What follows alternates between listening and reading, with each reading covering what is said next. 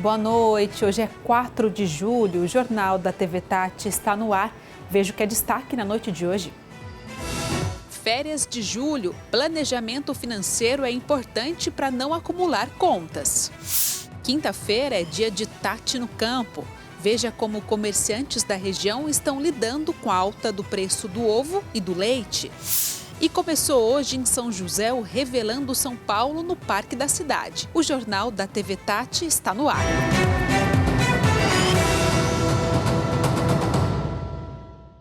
Julho é mês de férias para muita gente, né? Mas antes de fazer as malas, é preciso planejamento financeiro para não se enrolar nas contas no final do mês.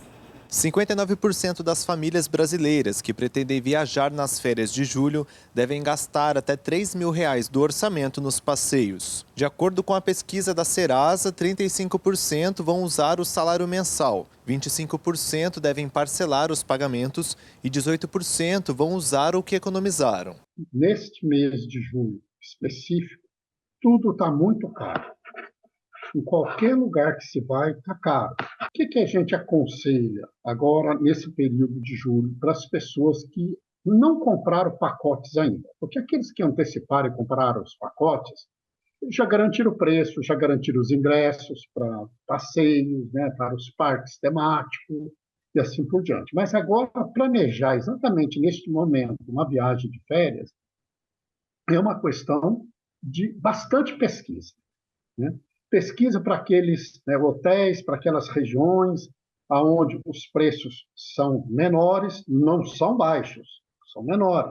E nesses espaços tem que se pesquisar que tipo de divertimento eu vou oferecer aos filhos e até mesmo os adultos, né, que realmente contemple uma diversão com custo menor. Ainda de acordo com a pesquisa, 60% das famílias pretendem visitar cidades do próprio estado e 38% devem ir para outros estados brasileiros. Na região das cidades mais procuradas nas férias de julho são as localizadas na Serra da Mantiqueira. A Serra da Mantiqueira, ela vive atividade turística o ano todo.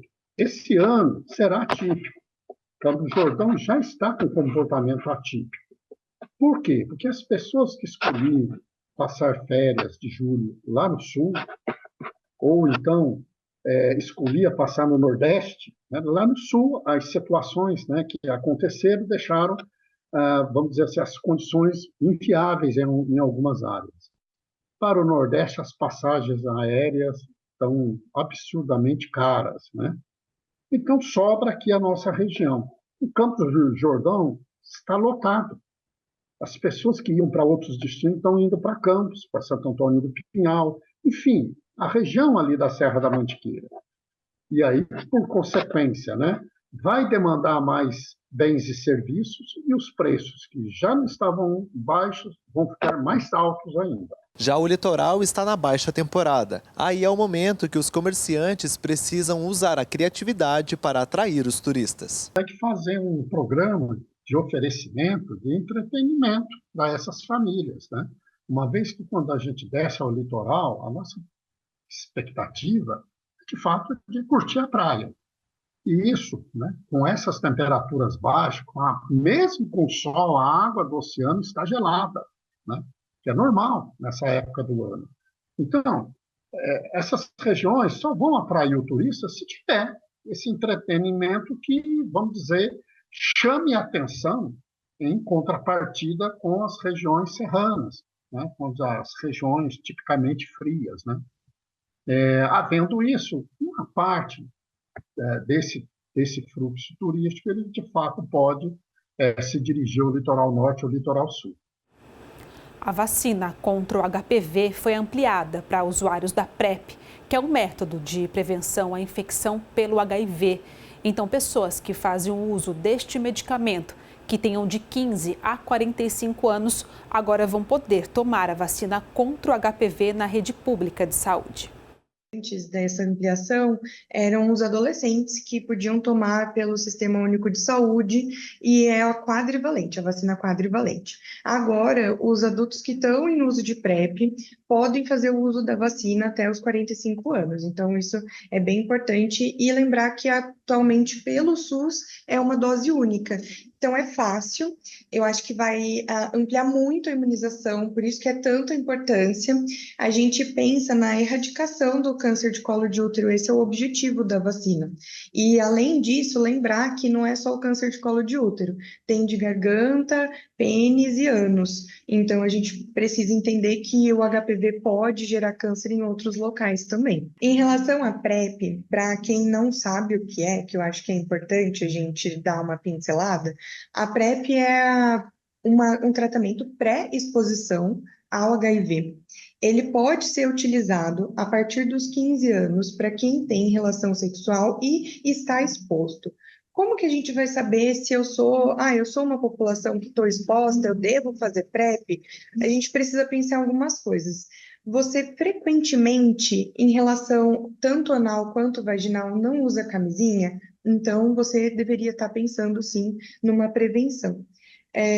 Você está fazendo as relações em troca de dinheiro, comida, moradia, qualquer tipo de barganha, você também deveria estar em uso para poder se prevenir.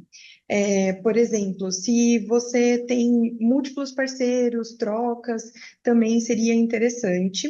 E lembrar que o uso da camisinha ele é imprescindível, né? Mesmo usando a PrEP, ela é só para o HIV, existem outras infecções sexualmente transmissíveis que a gente precisa ficar esperto, tanto que está aí essa abertura para ampliação da vacina do HPV. A gente tem realmente assim um impasse muito grande para a vacinação, porque ela acontece na adolescência e geralmente os pais associam a vacinação ao início de atividade sexual e não é isso. A gente precisa entender que 90% da população já teve contato com o HPV e ele é um vírus que pode gerar os cânceres. Então, a gente está pensando realmente numa prevenção e promoção à saúde, não um aval para iniciar alguma atividade sexual, não é isso. Tanto que a gente prefere fazer na adolescência para antes de ter esse início das atividades sexuais mesmo. Então, esse é o intuito. Daí a ampliação é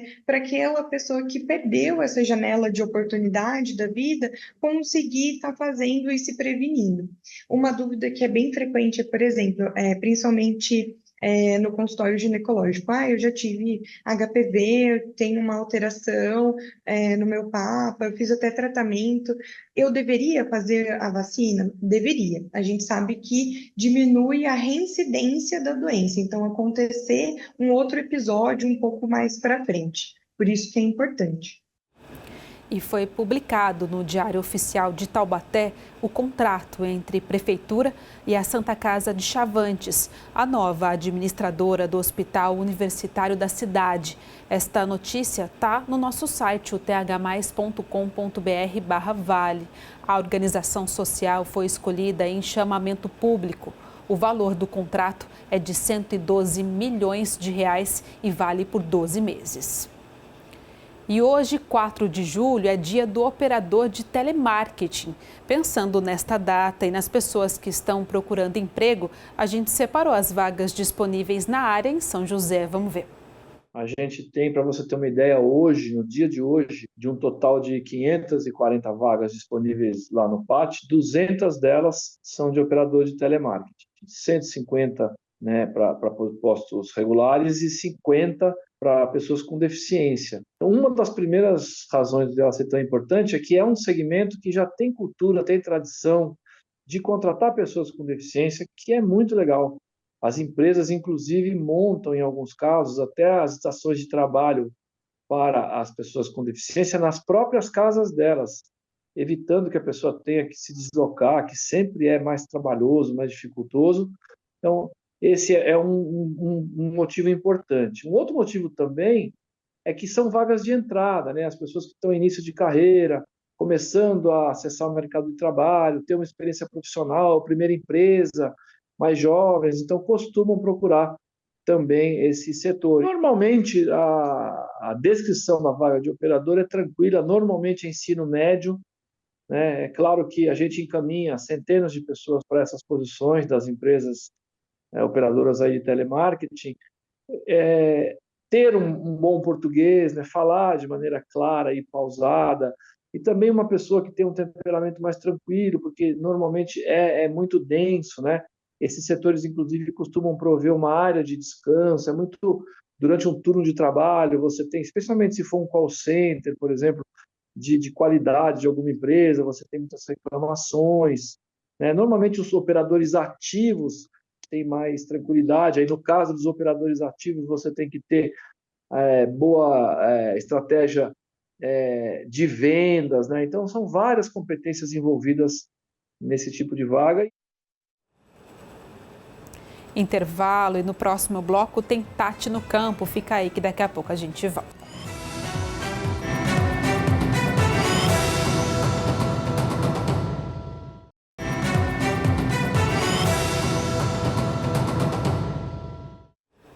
Voltamos e está na hora de falar sobre o agro. Está no ar o Tati no campo.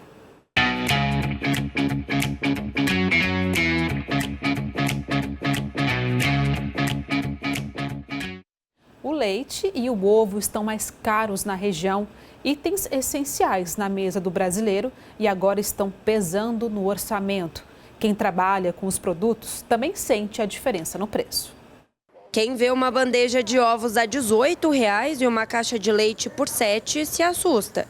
O leite e o ovo são alimentos indispensáveis no dia a dia do brasileiro. Um bolo delicioso como este que o Altair vende na padaria é feito com os dois ingredientes. Todo dia que a gente vai no atacado é um preço. Um dia está mais caro, outro dia ele diminui um pouquinho o valor, mas ainda está caro. Bolo, salgado, no caso no pãozinho de leite também, vai ovo, vai leite. Na cozinha a gente usa para fazer um virada paulista, usa o ovo. Para fazer um bife a cavalo, usa o ovo. Então, impacta muito no orçamento, no caso meu. Apesar de pagar mais caro, ele tenta não repassar o valor para os clientes, mas nem sempre consegue. Tento fazer o impossível para não repassar para o cliente. Mas tem hora que não dá. E outra, tirar do cardápio, no caso da padaria e o almoço que eu sirvo, eu não consigo, não posso tirar, senão pesa para mim também, né? Daí, vou tirar hoje um bolo ali. Aí não tem como, os clientes não merecem isso. Nem que eu ganho bem pouquinho, mas pelo menos eu sirvo meus clientes bem. Além do preço, o consumo destes dois ingredientes também tem aumentado desde o ano passado. Para se ter uma ideia, somente o consumo do ovo deve ter um aumento de 7% até o final deste ano. É aquela velha história. Com o aumento da procura, o preço vai nas alturas. O Carlos que o diga. Ele trabalha com distribuição de ovos e vive em uma corda bamba. O ovo ele nunca está estabilizado, né, pela demanda dele. Tem aumentado muito. A gente passou por uma época de calor aí, então morre muitas galinhas na granja. 2, 3 anos atrás a gente tinha ovo a 80, 70 reais a caixa. Hoje é 150, 160. Varia um pouco da época que a gente está com o ovo. Se pegar uma quaresma, o ovo sobe. Se pegar hoje, como está mais frio, assim, o ovo tem a tendência de abaixar um pouco, mas não é considerável esse abaixo. Sempre é 5, 10 reais. Teve um aumento estourado em 2, 3 anos e nunca mais abaixou. Segundo este economista, os insumos para manter os animais também estão mais caros, o que reflete no valor final. No caso dos ovos, pelo aumento também da demanda. Nós tivemos uma retração de oferta dos ovos. Por quê? O preço dos insumos utilizados na avicultura, principalmente o milho e a soja, subiram bastante no mercado, tanto interno quanto no mercado internacional. E ainda tem um agravante, do trigo. A guerra da Ucrânia diminuiu a oferta de trigo, no mercado internacional. Isso causou um aumento dos preços. No caso da pecuária leiteira, ainda temos um problema que, em função do custo de produção anterior, que estava baixo, e em muitos casos não compensava produzir o leite, muitos pecuaristas diminuíram a quantidade de matrizes produtora de leite. E agora, com esse aumento também na demanda por leite, consequência dos preços de outros produtos estarem também elevados, isso descompensou o mercado. Essa é a principal explicação de por que os ovos aumentaram 19,98% e o leite na ordem de 18,78%. Apesar do cenário de incertezas, o Altair e o Carlos mantêm a esperança de que esses produtos tão básicos possam voltar a fazer parte do dia a dia, sem pesar tanto no bolso do consumidor. Olha, eu torço para que melhore, né? Porque a gente pensa nessa época, por exemplo, o leite fica caro porque o insumo também para o pessoal que produz, ele sobe, aí fica mais caro para eles produzir e ele tem que repassar para a gente. Aí vamos torcer para que passe logo, né? E você pode mandar a sua sugestão para o nosso quadro também, viu? Anota aí o nosso número, é o 12 99752 4005.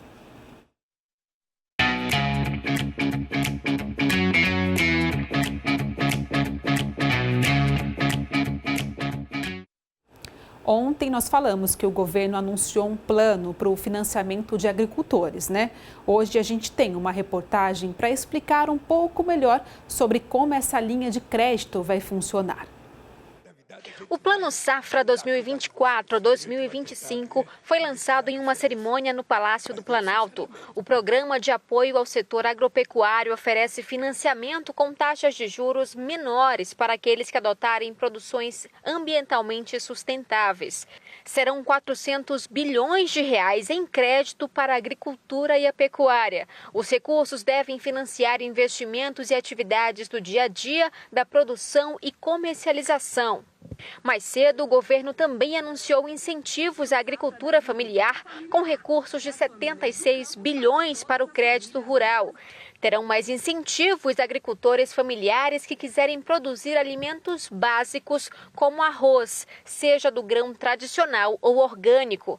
Também terão juros mais baixos os produtores de feijão, mandioca, leite, frutas e verduras. O incentivo ao plantio de arroz está relacionado à alta do preço do produto devido às enchentes no Rio Grande do Sul.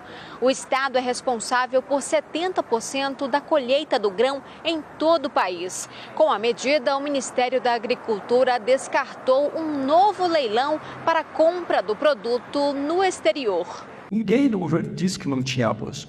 O problema é que pelo arroz não conseguia sair do Rio Grande do Sul. O fato real é que o arroz já deu grandes demonstrações de queda de preço.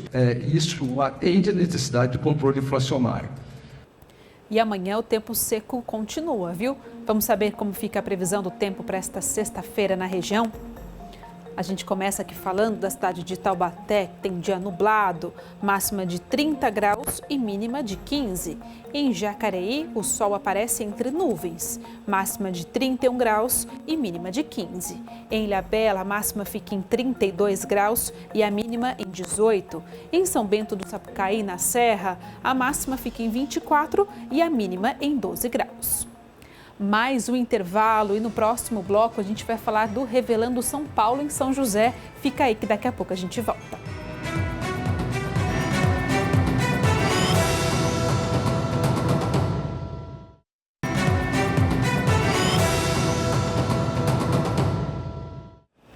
E começou hoje em São José mais uma edição do Revelando São Paulo.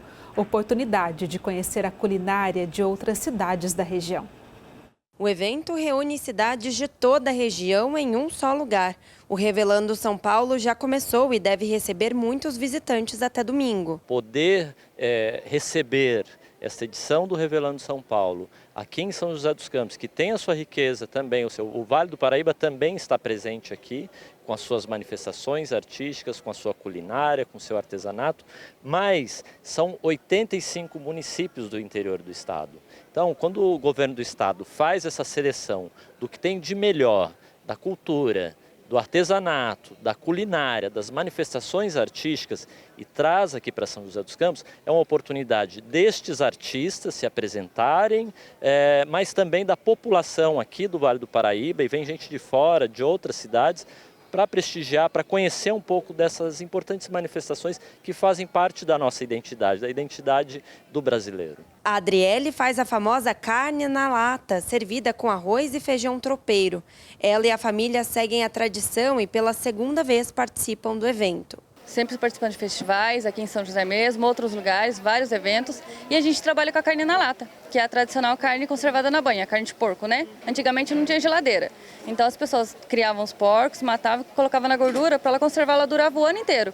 E assim minha bisa fazia, minha avó e minha mãe. E aí eu fui aprendendo também. O sabor é totalmente diferente. Ela pega o sabor da gordura e ela fica ali mantida, então quanto mais tempo ela ficar, mais sabor ela pega. Neste ano são 118 participantes, entre eles representantes da culinária, manifestações artísticas e também artesanato.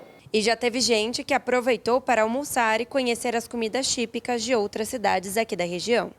Eu escolhi uma carne na lata de Redenção da Serra, muito gostoso. E não tenho o que falar dessa comida e desse evento também, né? Que eu acompanho esse evento em vários locais de São Paulo, eu acho muito bom. Eu moro aqui em São José há algum tempo, né?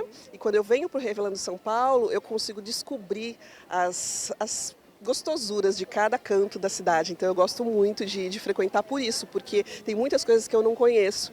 Aí eu venho experimentando um pouquinho de cada. Não, é a primeira vez. Eu acho bem legal, porque você pode conhecer um pouco de tudo, então tá sendo uma experiência muito legal. Vim aqui conhecer bastantes pratos, as comidas, achei bem legal.